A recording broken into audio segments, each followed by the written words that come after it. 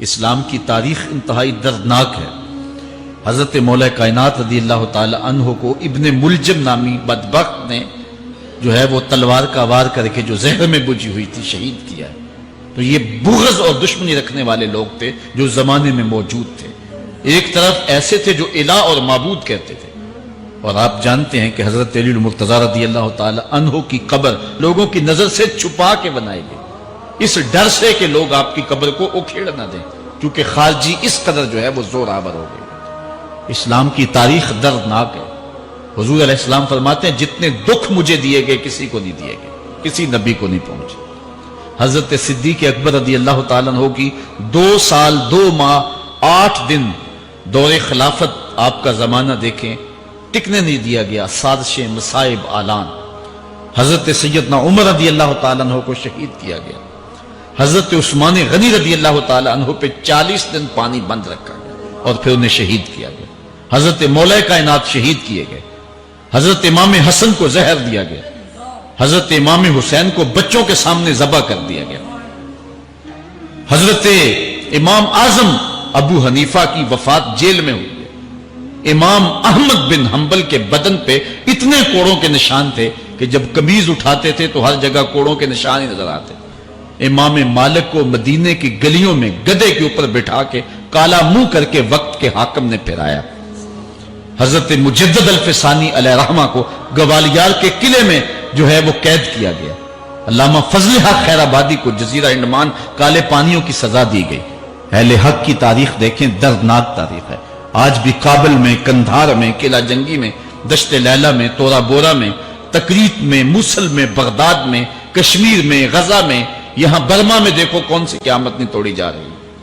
ہمارے ساتھ ماضی دیکھیں، ہمیں بغداد کی وہ دردناک کہانی سامنے آتی ہے جب انسانی کھوپڑیوں کا مینار تعمیر کیا جا رہا ہے، اور منگول سردار نے اپنی فوج کو حکم دیا تھا کہ جو کسی مسلمان کا سر نہیں لائے گا اس کا سر کاٹ کے اس مینار پہ لگائیں گے۔ پھر لوگ پیسے لے کے پھرتے تھے کہ مسلمان کا پتہ دے اور اس کی کھوپڑی کاٹی جائے۔ کچھ لوگ جان چھپانے کے لیے تہہ خانوں میں گھس گئے، پھر دجلہ کا بند توڑا گیا۔ 1.25 لاکھ لاشیں ہم نے تہہ خانوں سے نکالی تھی۔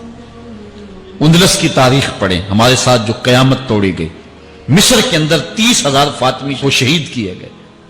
غریب و سادہ و رنگی ہے داستان حرم، نہایت اس کی حسین اور ابتدا ہے اسماعیل۔ یہ اسلام کی تاریخی درد سے، خون سے بھری پڑی ہے۔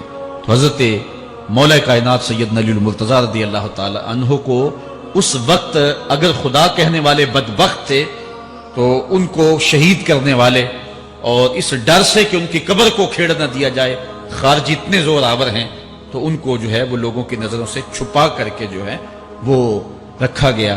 اور ایک دور وہ بھی آیا کہ ممبروں پہ بیٹھ کے مولا علی کو گالیاں دی جاتی تھی۔ یہ تاریخ میں یہ دور بھی آیا، آپ پڑھیں تاریخ۔ بنو امیہ کا ایسا دور بھی دنیا نے دیکھا ہے۔ اسی لیے حضور نے فرمایا تھا من سب علیٰ فقد سبنی، جس نے میرے علی کو گالی دی اس نے مجھے گالی دی۔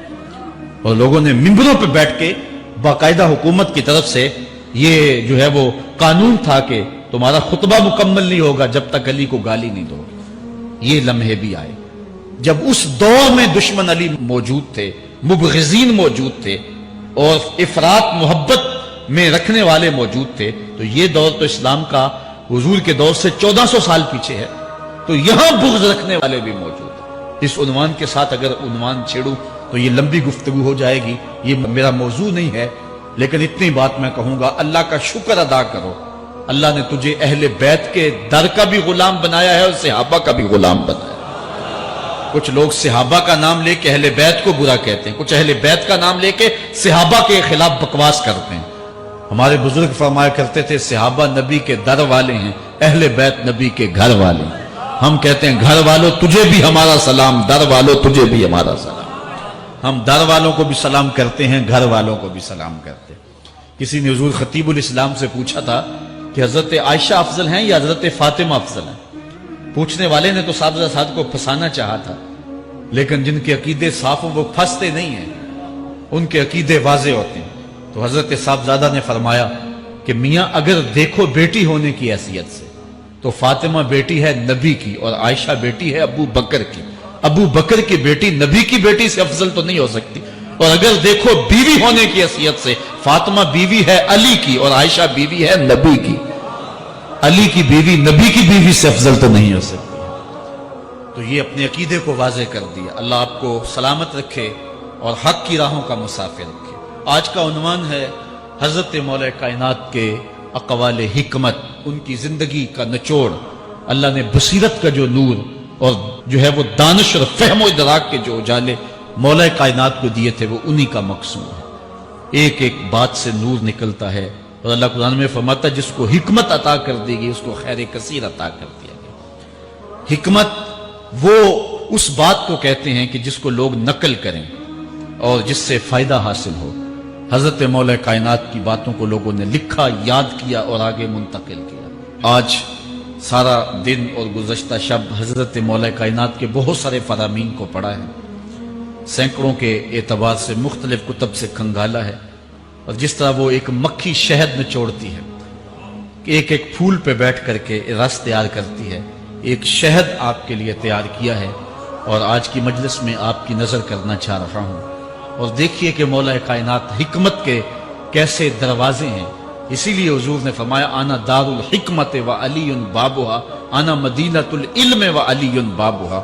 मैं हिकमत का घर हूं, अली दरवाजा है। मैं हिकमत का शहर हूं, अली उसका दरवाजा है। तो शरीफ लोग शहर में दरवाजे के रास्ते ही जाया करते हैं। दीवारें फलांग करके जाना शरीफ लोगों का शेवा नहीं होता है। इल्म की खैरात लेनी है तो मौला अली की दहलीज पे आना होगा। हजरत मौला कायनात फरमाते हैं मैंने अपने इरादों की शिकस्त से अपने रब को पहचाना है। जो मैं मनसूबा बंदी करता हूं नतीजा ये निकलेगा, मेरा ख्याल होता है ये होगा, लेकिन ऐसा नहीं होता। होता वो है जो रब को मंजूर होता। इसलिए मैं अपने इरादों की शिकस्त से अपने रब को पहचाना है। हजरत मौला कायनात जिंदगी गुजारने का ढब, उसलूब और तरीका बता रहे हैं। सुनो, फरमाते हैं खालितुन नास मुखालततन इन मुत्तुम माहा बको व इन इश्तुम हन्नु इलैकुम। लोगों के साथ ऐसी जिंदगी गुजारो कि अगर तुम मर जाओ तो लोग रोएं कि कोई कीमती मता खो गई, और अगर तुम जिंदा रहो तो लोग तुम्हारी सोहबत के मुश्ताक रहे, तुम्हारी मजलिस में बैठने और तुम्हारे पास आने की आरजू अपने सीने में रहे। मरो तो जमाना तड़पे, तुम्हारी मौत पे लोगों के सीने में दिल दहल जाए, और जियो तो लोग तुम्हारी खिदमत में हाजिर होना अपने लिए एक सादत मंदी समझे। मौला कायनात रज़ी अल्लाह ताला अन्हु